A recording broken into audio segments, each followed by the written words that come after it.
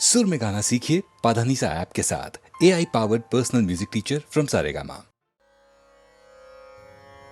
सन्न्यासस्य महाबाहो तत्त्वम् इच्छामि वेदितुं त्यागस्य च ऋषिकेश पृथक् केशै निषूदनम्। अर्जुन कहते हैं, हे महाबाहो, हे अंतर्यामिन, हे वासुदेव, मैं सन्यास और त्याग के तत्व को पृथक पृथक जानना चाहता हूं। सन्यास और त्याग सुनने में एक जैसे लगते हैं, लेकिन अलग हैं। कैसे अलग हैं, यही अर्जुन जानना चाहता है। युद्ध को लड़ने से मना कर देने के कारण यह श्रृंखला शुरू हुई थी। अर्जुन की दुविधा थी और कृष्ण के हल थे। अर्जुन की दुविधा तो दूर हो रही है, लेकिन उसकी बढ़ती जिज्ञासा में अभी भी प्रश्न बाकी हैं। अर्जुन सन्यास और त्याग के फर्क को अलग अलग करके जानना चाहता है।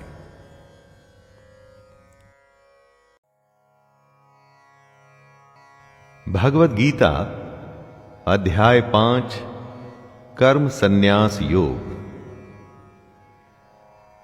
नमस्कार दोस्तों, मैं शैलेंद्र भारती आपका हार्दिक स्वागत करता हूं। गीता की गंगा में बहते हुए हम 5वें चैप्टर पर आ गए हैं। दोस्तों, दुनिया में कुछ अलग करना है तो दुनिया से कुछ अलग जानना भी पड़ेगा, और गीता से बड़ा कोई ज्ञान नहीं।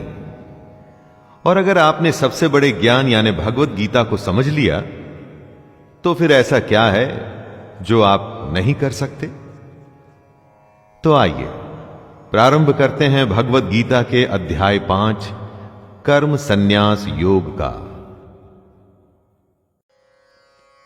सर्वस्य चाहं हृदि सन्निविष्टो मतः स्मृतिर्ज्ञानमपोहनं च वेदैश्च सर्वैरहमेव वेद्यो वेदान्तकृद्वेदविदेव चाहम्।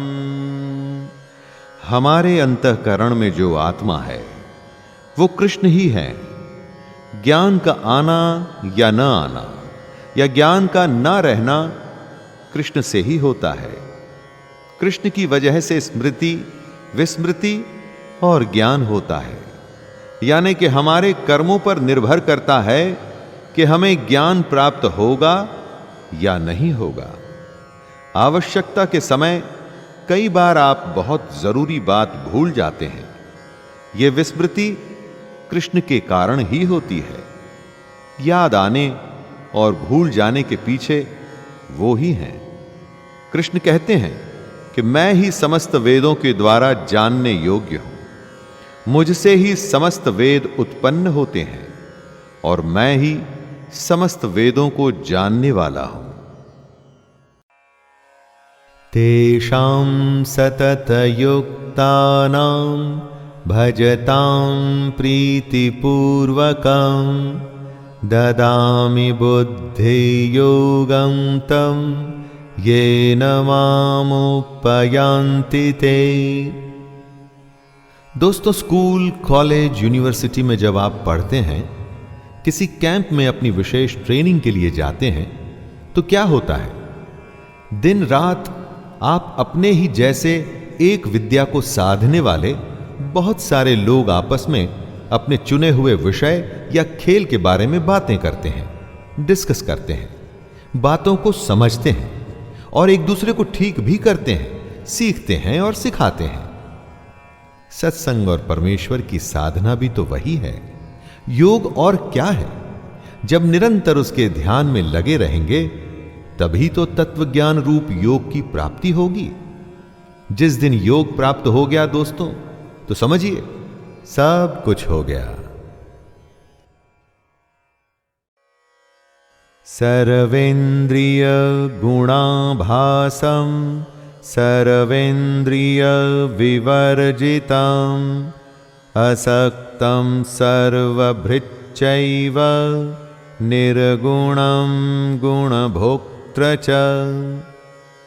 पर ब्रह्म क्योंकि सबसे बड़ी सच्चाई है, इसीलिए वो किसी को समझ नहीं आती और थोड़ा सा सुनने के बाद लोग विमुख हो जाते हैं, बोर हो जाते हैं। इसी को समझना सबसे बड़ा ज्ञान है दोस्तों। आत्मा से साक्षात्कार है ये परब्रह्म हमारी संपूर्ण इंद्रियों के विषयों को जानने वाला है, लेकिन साथ में ही उन सब इंद्रियों से रहित भी है।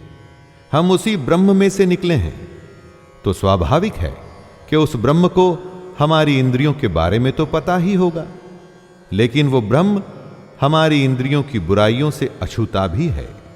ब्रह्म है तो निर्गुण, उसका कोई आकार नहीं, उसके कोई एट्रीब्यूट्स नहीं, लेकिन इसके बावजूद भी वो सब गुणों को भोगने वाला है।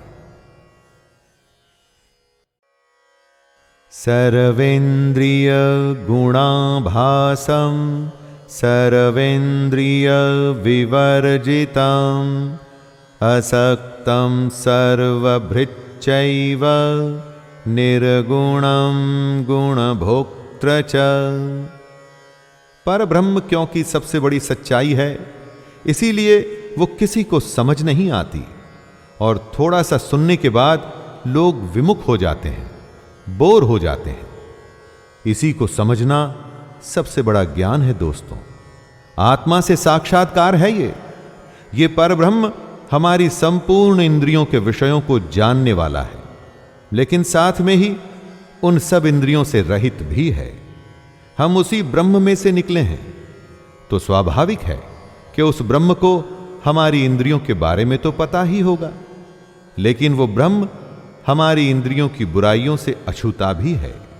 ब्रह्म है तो निर्गुण, उसका कोई आकार नहीं, उसके कोई एट्रीब्यूट्स नहीं, लेकिन इसके बावजूद भी वो सब गुणों को भोगने वाला है।